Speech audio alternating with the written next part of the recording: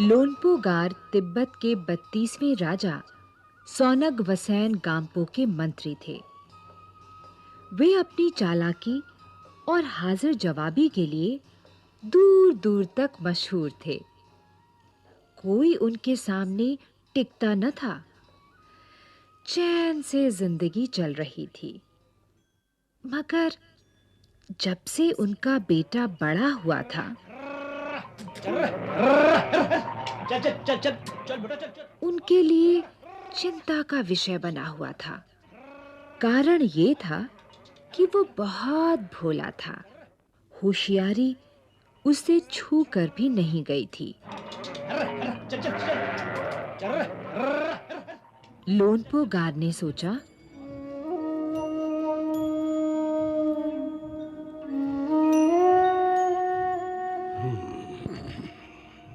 मेरा बेटा बहुत सीधा साधा है। मेरे बाद इसका काम कैसे चलेगा?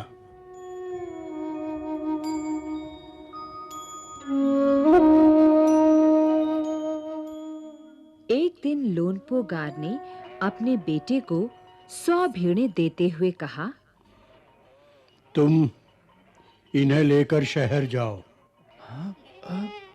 मगर इन्हें मारना या बेचना नहीं, इन्हें वापस लाना 100 जौ के बोरों के साथ। क्या 100 बोरे? वरना मैं तुम्हें घर में नहीं घुसने दूंगा। मगर मैं ये सब कैसे? अच्छा।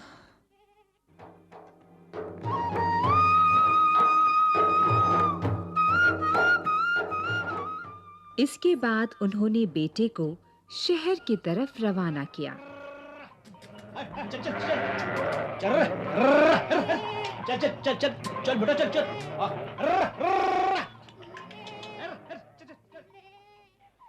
लोनपोगार का बेटा शहर पहुंच गया, मगर इतने बोरे जौ खरीदने के लिए उसके पास रुपए ही कहाँ थे। वो इस समस्या पर सोचने विचारने के लिए सड़क किनारे बैठ गया।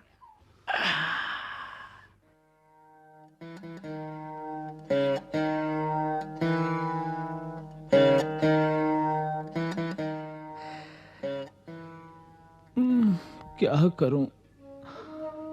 अब कहां से लाऊं मैं इतने बोरे?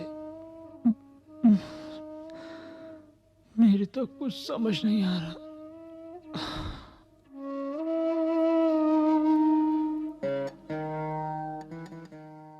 मगर कोई हल उसकी समझ में ही नहीं आ रहा था। वो बहुत दुखी था। तभी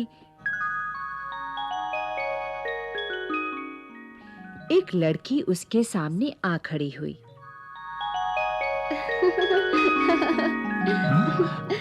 कौन? क्या बात है? तुम इतने दुखी क्यों हो? वो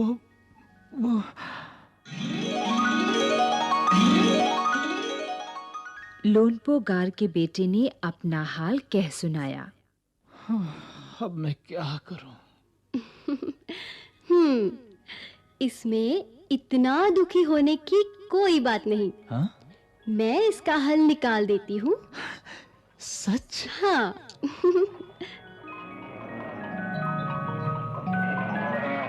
इतना कहकर लड़की ने भेड़ों के बाल उतारे और उन्हें बाजार में बेच दिया। जो रुपए मिले उनसे जौ के 100 बोरे खरीदकर उसे घर वापस भेज दिया। ये लो। अरे इतने बोरे! बहुत-बहुत धन्यवाद आपका। बहुत-बहुत धन्यवाद। अच्छा, अब मैं चलता हूँ। हाँ।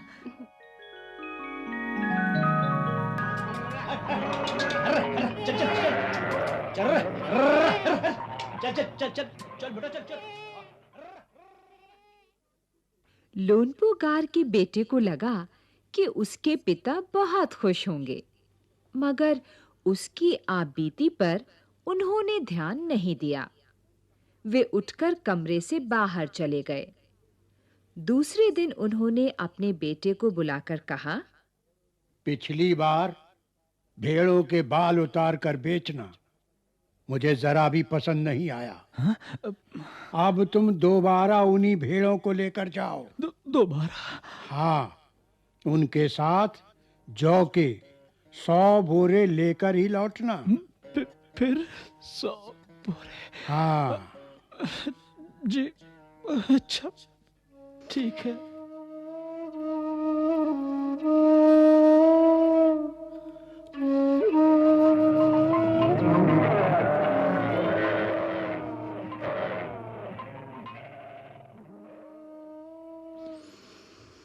एक बार फिर निराश लोनपो गार का बेटा शहर में उसी जगह जा बैठा।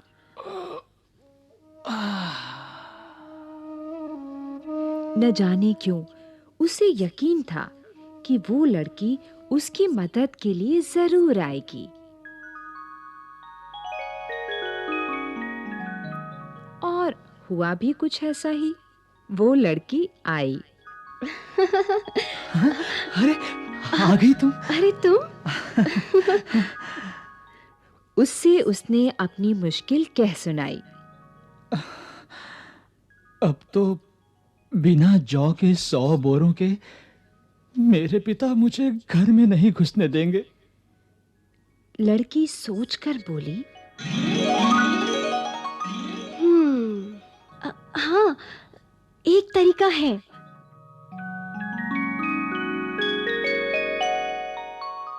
उसने भेड़ों के सींग काट लिए। उन्हें बेचकर जो रुपए मिले, उनसे 100 बोरे जौ खरीदे।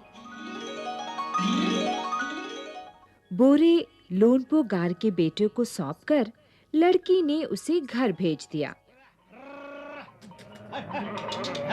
चल चल चल चल चल चल चल चल।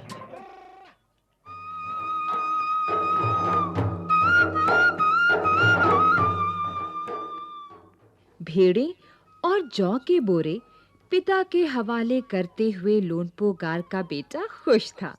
उसने विजयी भाव से सारी कहानी कह सुनाई। सुनकर लोनपो गार बोले,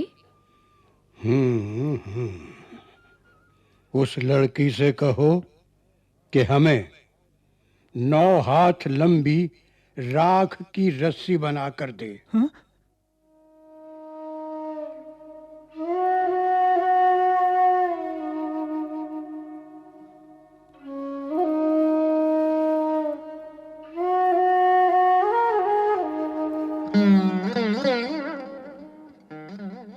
उनके बेटे ने लड़की के पास जाकर पिता का संदेश दोहरा दिया। हाँ?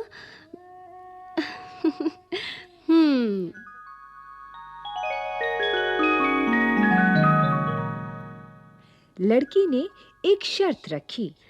मैं रस्सी बना तो दूंगी। क्या? हाँ, मगर तुम्हारे पिता को वो गले में पहननी होगी। हाँ। गले?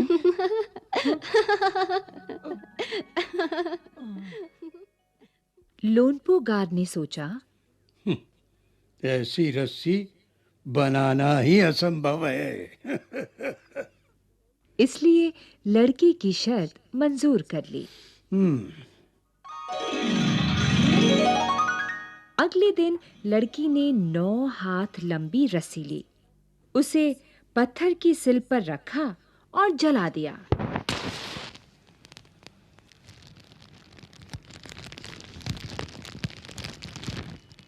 रस्सी जल गई, मगर रस्सी के आकार की राख बच गई।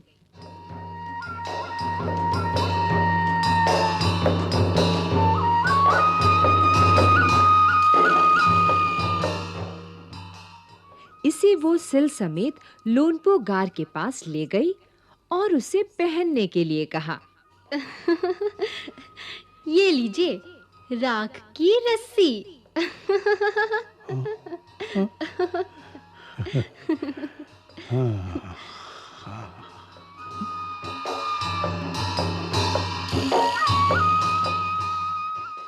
लोनपोगार रस्सी देखकर चकित रह गए। वे जानते थे कि राख की रस्सी को गले में पहनना तो दूर, उठाना भी मुश्किल है। हाथ लगाते ही वो टूट जाएगी। लड़की की समझदारी के सामने उनकी अपनी चालाकी धरी रह गई।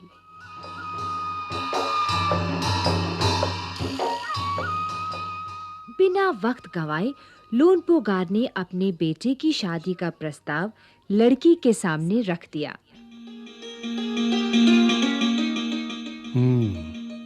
क्यों? बोलो।